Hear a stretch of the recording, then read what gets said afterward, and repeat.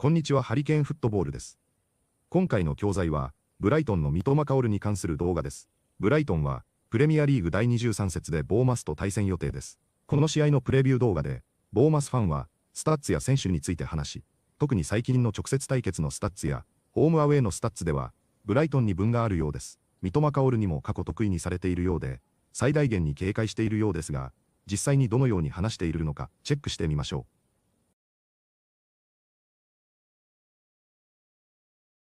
On Monday night, Cherries take a trip down the road to face Brighton, a side maybe like us that have had perhaps an underwhelming season so far. Bournemouth have had a pretty dire record at the Amex of late, and usually it's a case of magical Mitoma spoiling the party for the Ches. The Japanese star has scored 5 goals in 7 games against us, and look, he had a foot injury which kept him out for a couple of months earlier in the season, but he's back. And he's back scoring. So Cherries, for him, have probably arrived just in time. Tom, are you looking forward to this one? Always looking forward to a game, mate. You never know. But yeah, we haven't got a great record there. I can only remember one win at the Amex, which was a good one. And yeah, Monday night football, not best away day in the world. No. Not great, but you know, we played well in the last few. Brighton are a bit inconsistent, so you never know. Of course, we won there in the Championship as well with that brilliant Jan Kermorgant free kick and Callum Wilson. It would be nice to do something like that again. Just get a win, lads. But our record there, like Tom says, has not been particularly great. And at the moment, there's a fair bit of uncertainty with AFC Bournemouth. We're slap bang in the middle of the January transfer window. One, of course, where we lost our main man, Antoine Semenyo. Well done, Antoine, on scoring 2. Should have been 3 goals for the Citizens. But despite us going out of the FA Cup, performance-wise at Newcastle, it was encouraging, especially given the threadbare nature of our squad. But we need to bolster it, right? And what about Brighton's as well?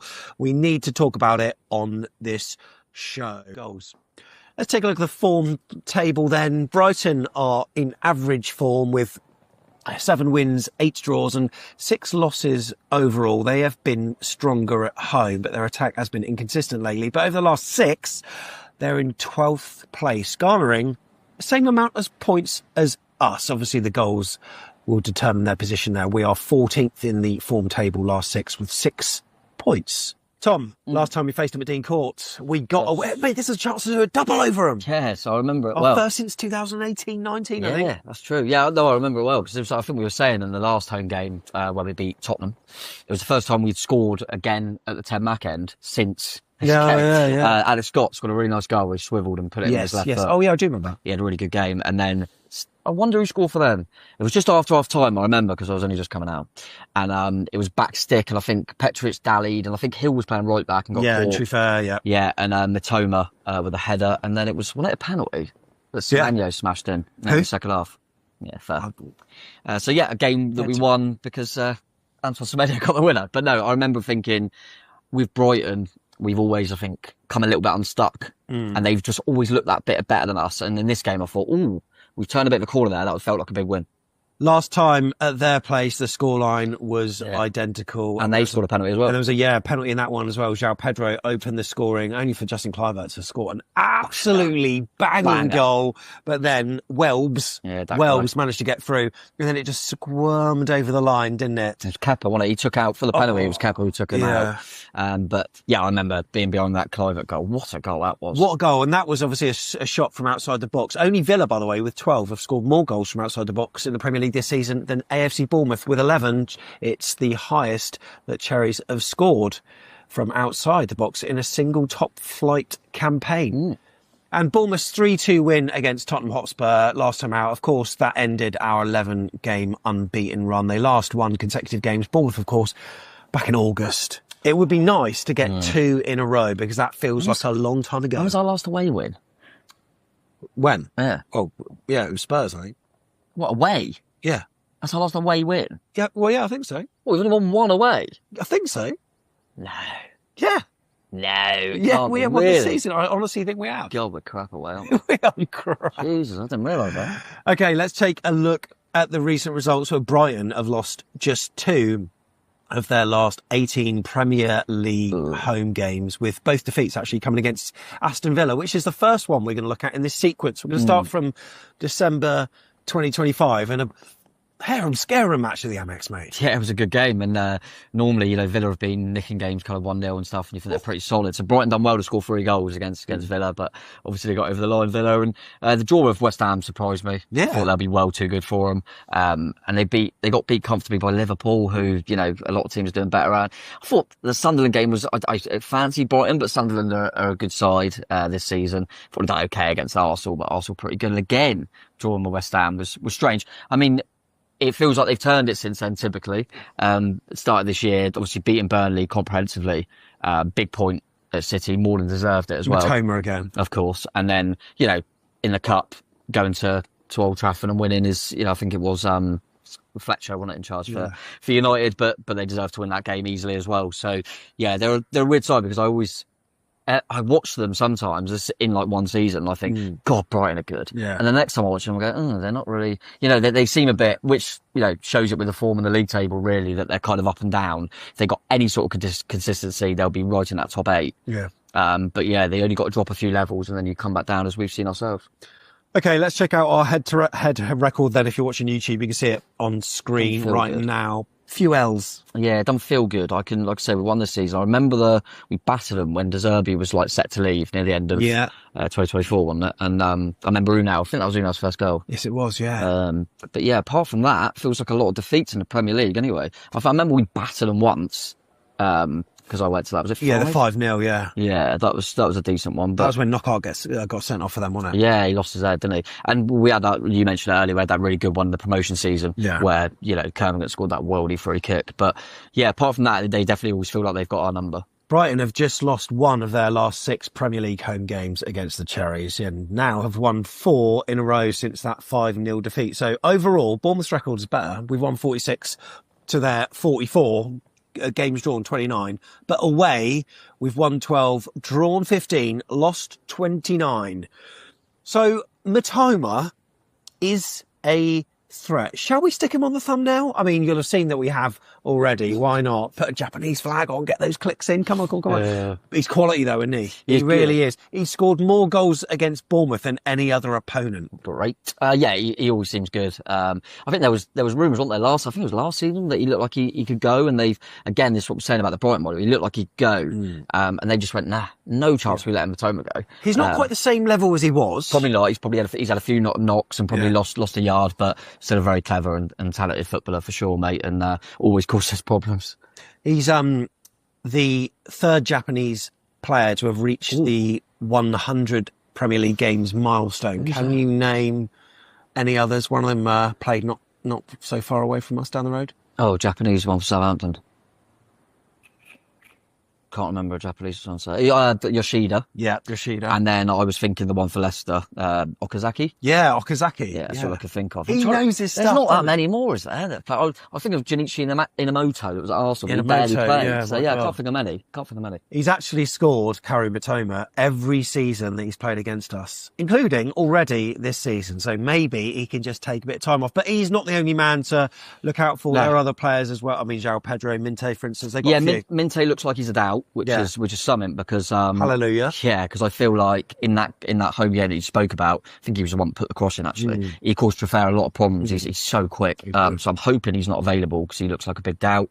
Obviously we remember how good João Pedro was, but Danny Welbeck just steps up, doesn't he? So he's always a threat in and around the box. He scored 8 goals for them. Yeah, he does. He just puts it in the net. And I've always liked Rutter as well. Rutter, however you want to pronounce it. Yeah. Just in behind, Welbeck can be pretty dangerous. And now obviously they've got Gross back as well. So yeah, they've got players all over the pitch, mate. Speaking of Minte, only Haaland's had more touches in the opposition box in the Premier League this season than him. Yeah, that's interesting. Absolute madness. I've seen Ryan yet. 次は解説です。今回はネイティブがよく使いそうなボキャブラリーや表現もありましたので、本日の解説をチェックしてみましょう。Spoiling the party for the Ches. Spoil the party は直訳だとパーティーを台無しにするですが、実際は比喩としてスポーツでは相手の勝ちムードやホームの盛り上がりに水を差すときに使います。例えば、相手が勝って祝う流れだったのに、終盤の同点ゴールで雰囲気を壊すような場面です。スポイルというと、映画のネタバレの意味もありますが、元は台無しにするという同じ発想です。ニュアンスは邪魔するよりも、感情的にしらけさせる、水を差すに近いです。実況や解説で、試合の空気感を一言で伝えたいときに、とても使いやすい表現です。Spoiling the party for the chairs. Spoiling the party for the chairs. We're slap bang in the middle of the January transfer window. スラッパンは、英語の口語でど真ん中、真っ只中を強く言う表現です。一番よく出る形は、スラッパン in the middle of で、何かのど真ん中にいるという意味になります。ニュースや解説でも、移籍市場やシーズンの山場など、今まさにその最中という時に使えます。感覚としては、まさにど真ん中と勢いをつけていっている感じです。また別の使い方で、いきなりドンと勢いよくぶつかるという意味もあります。ただ会話で多いのは、場所や状況の中心を指す用法です。硬い文章より、話し言葉のテンションを出したいときに便利な表現です。We're slap bang in the middle of the January transfer window. We're slap bang in the middle of the January transfer window, especially given the threadbare nature of our squad. フレッドベアは、もともと衣類が擦り切れて、ボロボロになっている状態を表す形容詞です。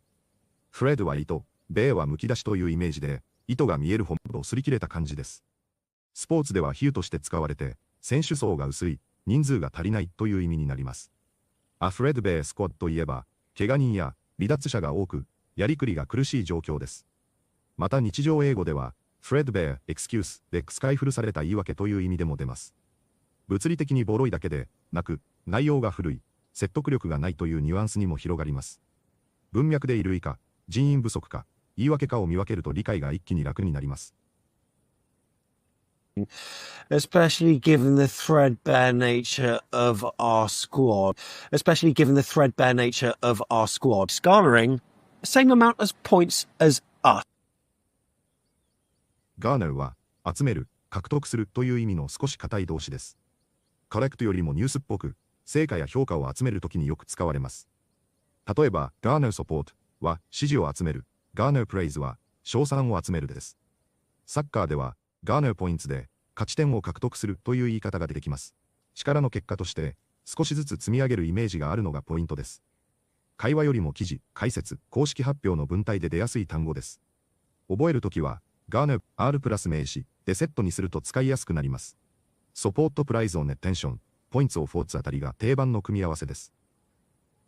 Garnering the same amount as points as us. Garnering the same amount as points as us. And it was backstick, and I think Petrovic dallied. ダリは、やるべきことがあるのに、ぐずぐずして時間を使うという意味の動詞です。日常会話では、決めるのが遅い、先延ばしにするというニュアンスで使われます。サッカーでは、ダリオンドボーで、ボールを持ったまま判断が遅れて奪われる場面を表します。スピードが求められる局面で、ダリすると、すぐに相手に捕まるという含みがあります。似た言い方に、ためらうという意味のヘジテイトがありますが、ダリは時間を無駄にする感じが強いです。もたつくぐずぐずする、判断が遅れると訳すのが自然です。実況や解説で、ミスの原因を短く説明したいときに便利な単語です。And it was backstick, and I think Petrovic dallied, and it was backstick, and I think Petrovic dallied, and then it just squirmed over the line, didn't it? スクエンは、人が落ち着かなくて体をもぞもぞ動かすときに使う動詞です。恥ずかしいとき、気まずいとき、痛いときなどに、思わず身白ぎするイメージです。子供が椅子でじっとできないときにもよく使われます。スポーツではボールにも使えて、ボールが変な回転でぬるっと転がる感じを表します。スリップよりもくねくねして制御できない感じが強いのがポイントです。表情の描写としても便利で、実況や記事で臨場感を出せます。And then it just squirmed over the line, didn't it? And then it just squirmed over the line, didn't it? They definitely always feel like they've got our number. Have someone's number, get someone's number. 電話番号の意味ではなく、比喩で使われることがあります。比喩の意味は、相手の癖や弱点を完全に把握していて、攻略しているということです。相手がうちの戦い方を読んでいて、相性が悪いというニュアンスになります。単に強いというより、勝ち方を分かっている感じがポイントです。似た表現に、have someone figured out、見抜いているがあります。実況やファンの会話でよく出てくる、かなり口語的な言い回しです。訳し方は、攻略している、手の内を読んでいる、相性が悪いあたりが自然です。They definitely always feel like they've got our number.